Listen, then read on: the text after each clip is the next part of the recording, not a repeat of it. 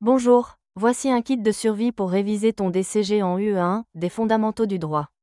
Chaque notion indispensable est résumée en un tableau. Aujourd'hui dans le troisième chapitre, l'entreprise et les contrats, nous abordons les clauses pouvant être mentionnées dans un contrat. Ces clauses permettent d'anticiper des situations de conflit ou d'inexécution.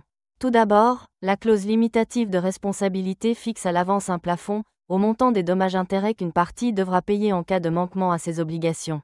Une clause pénale prévoit une somme forfaitaire à payer automatiquement, par la partie fautive, en cas d'inexécution, sans que la victime ait à prouver son préjudice. Une clause résolutoire prévoit que le contrat se résilie automatiquement, en cas d'inexécution d'une obligation contractuelle. Puisque cette décision est lourde de conséquences, elle doit être formelle, précise, et comporte un délai de mise en demeure.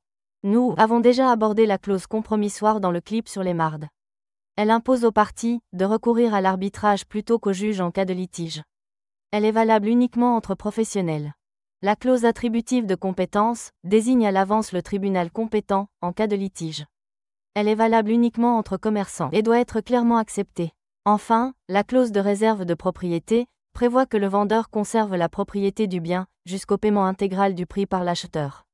Toutes les clauses inscrites au contrat ne sont pas forcément recevables.